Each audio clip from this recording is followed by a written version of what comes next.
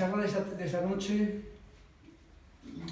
trata naturalmente de uno de los temas capitales de la Rosacruz, y lo que hemos preparado es un texto lo más sencillo posible que nos sirva de base,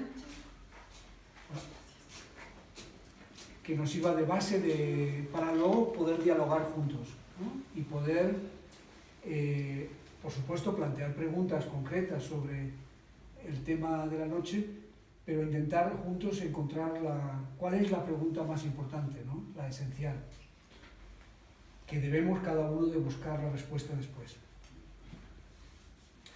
Con mucha frecuencia se pregunta qué es lo que realmente pretende la Rosacruz y cuál es su objetivo principal.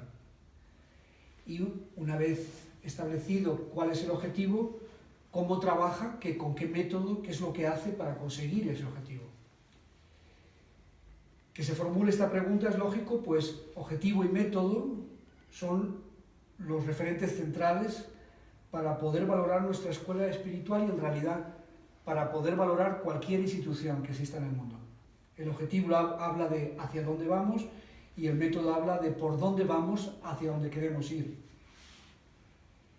Aún podríamos añadir un tercer factor fundamental, que es de dónde venimos y también cuáles son nuestros orígenes. Por lo tanto, tenemos 4 elementos que son origen o fundamento, nuestro estado actual, a dónde queremos ir y cómo.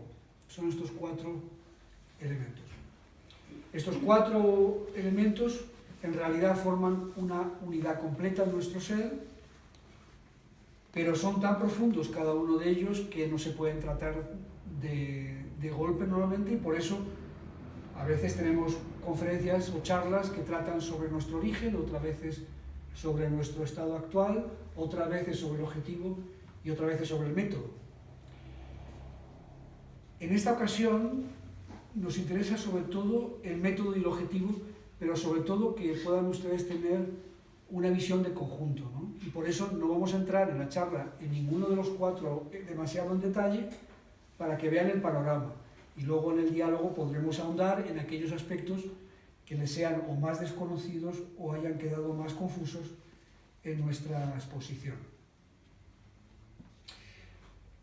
Para comenzar, deberíamos plantearnos que una pequeña perspectiva histórica, es decir, cuando nuestra hora de vida humana entró en una vida pensante, consciente, hace ya algunos milenios,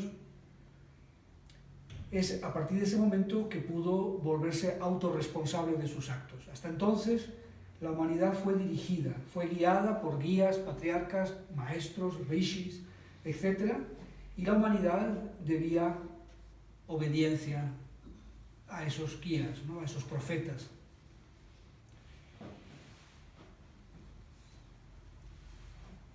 En esa fase en la que la humanidad todavía era muy joven como para poder controlar su libertad o su autonomía recién conquistada, cuando consigue entrar en la vida pensante, consciente y autorresponsable después de la fase en que fue guiada por esos guías y patriarcas, para poder ayudarla en su camino se les entregó una serie de normas morales. En nuestro caso, los 10 mandamientos de Moisés, en otros sitios otro tipo de decálogo de tipo moral, para que la humanidad, en el uso de su incipiente libertad, no hiciera demasiados desastres. Y en torno a esa legislación moral es como se articularon lo que conocemos como las grandes religiones mundiales, ¿no? Que están basadas en un código de conducta moral. Si miramos retrospectivamente, debemos de todas formas reconocer que el éxito del método moral de guiar a la humanidad ha brillado por su ausencia. Es decir, si comparamos el estado de comportamiento y moral de la humanidad actual después de, por ejemplo, 2000 años de cristianismo, no podemos estar muy satisfechos con los resultados, ¿no? Pero también es cierto que si la humanidad no hubiera tenido ese código de comportamiento moral en esos 2000 años, probablemente no estaríamos teniendo esta conferencia tampoco, porque estaríamos todos muertos, nos habríamos entrematado. Lo que lo que más nos interesa de toda esta reflexión es ¿por qué un método moral de intentar encuadrar un comportamiento justo tiene tan poco éxito? Y la realidad es que cada ser humano, y este es nuestro estado actual, tiene un componente, un determinado estado astral, un estado emocional, un estado, diríamos, una animación de origen animal, que no siempre logra controlar, que a pesar de una fuerte cultura de la moral, en muchos momentos de nuestra vida, ese elemento animal nos gana la partida. Y entonces tenemos reacciones violentas, coléricas, agresivas, o huimos, que también ya sabéis que las reacciones básicas del mundo animal es o atacar o huir, pero no deja de ser el resultado de lo mismo, ¿no? De que nuestra consciencia no es capaz de controlar la situación y nuestros elementos instintivos se apoderan de nuestro comportamiento. Toda la cultura de todo tipo que existe en el mundo está orientada a intentar domar a ese elemento, a esa animación, ¿no?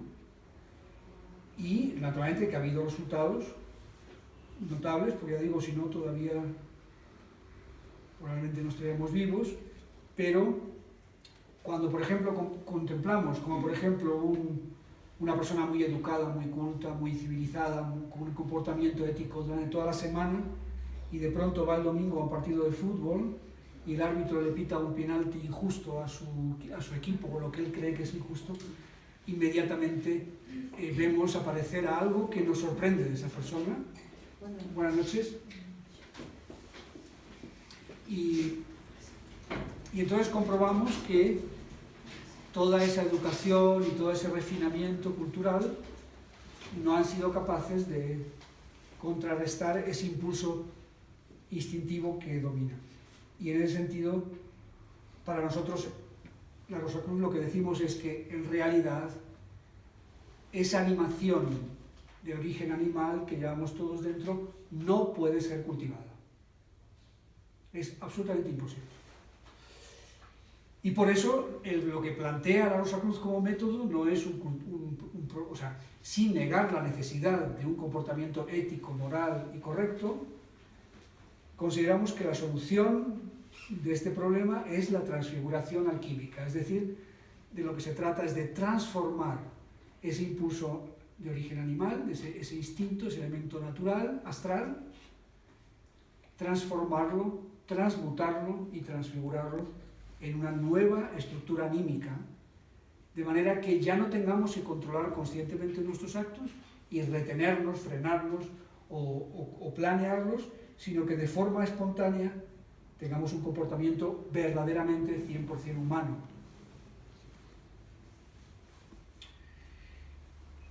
Nosotros, para describir esa transformación de lo que sería el ser humano dominado por las fuerzas naturales a un ser humano que vive plenamente de las fuerzas espirituales, que es el objetivo, a ese proceso le llamamos transfiguración.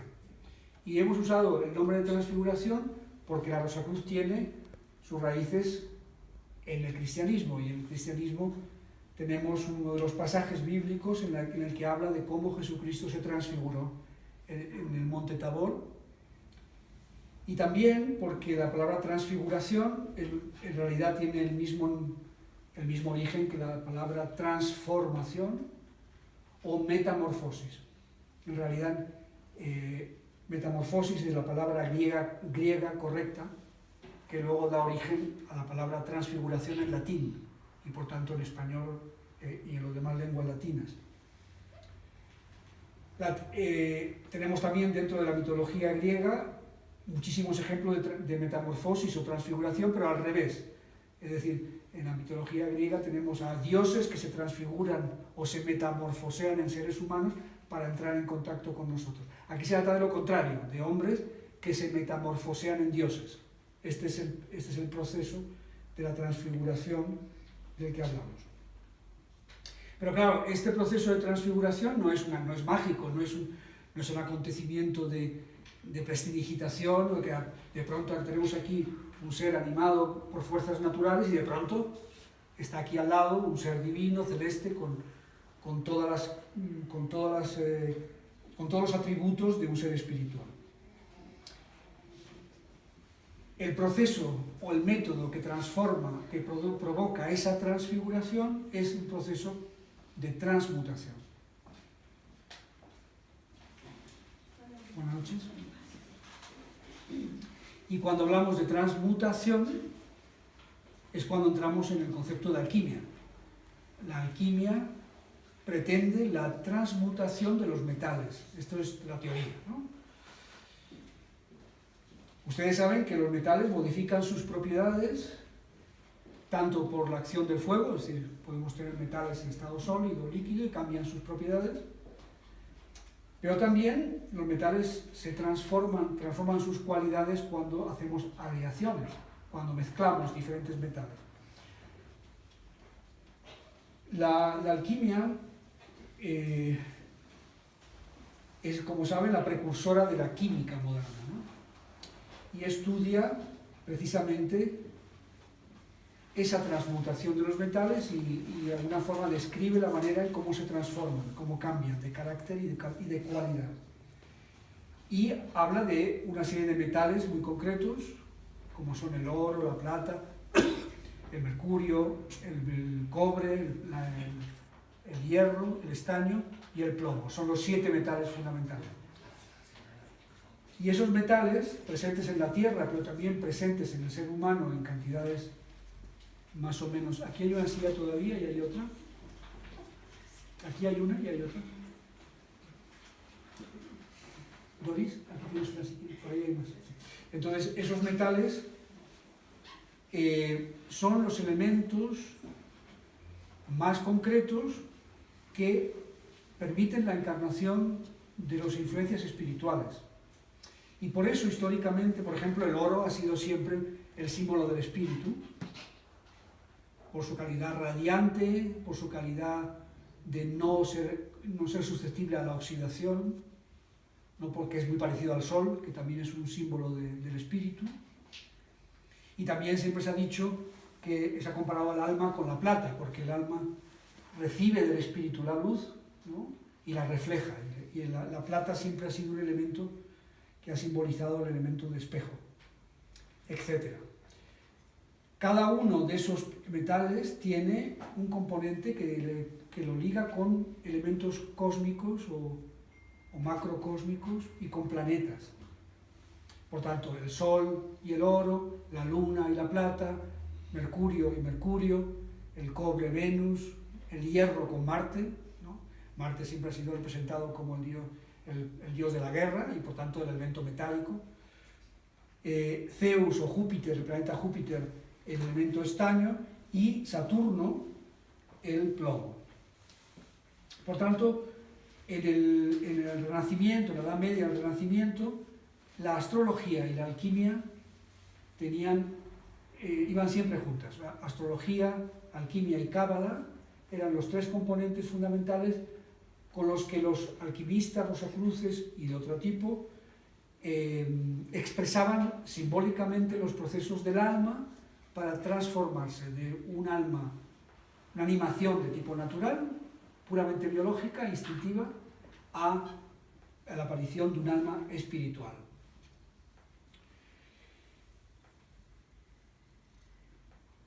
Y para ello, decían, el metal más espiritual es el oro, por lo que dijimos antes, no se oxida, siempre mantiene su brillo, etcétera, etcétera. Y el metal más pesado, más terrestre, el plomo, ¿no? El plomo, sabéis que de todos los metales, uno de los que, aunque lo podemos pulir un poquito, pero enseguida se oxida, se queda feo, mancha, por tanto, y además es pesado. También decimos cuando alguien es muy pesado, como puedo ponerme yo, este tipo es un plomo, y entonces de esa manera estamos expresando lo pesado, lo que nos ata, lo que nos lleva hacia abajo, ¿no? Lo que nos liga a la tierra.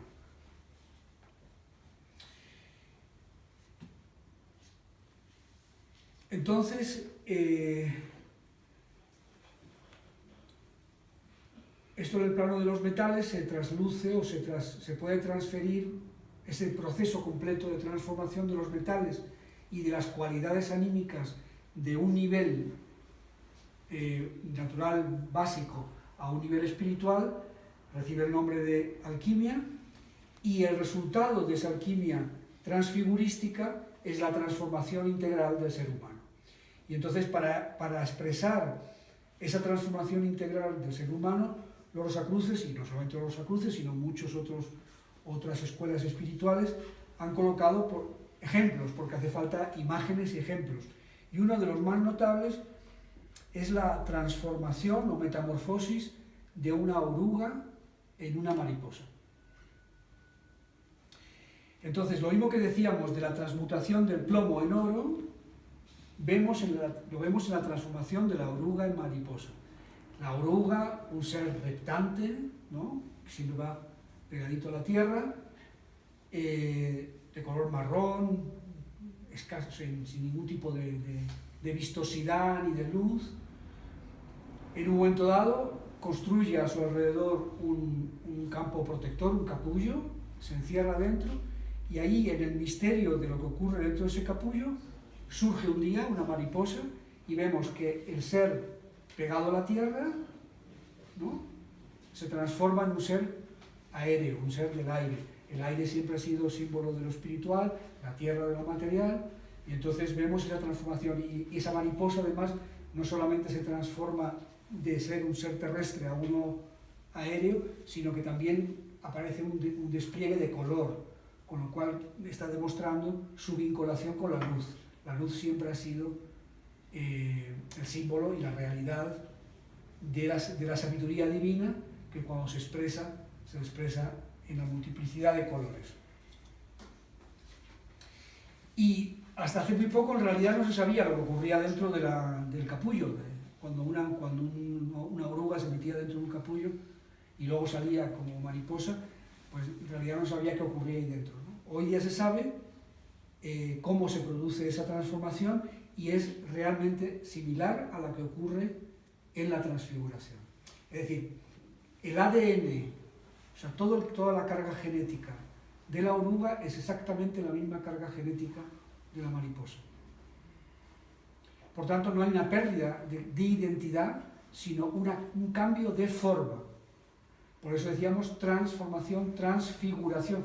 La figura cambia, pero no la esencia del ser, no la identidad.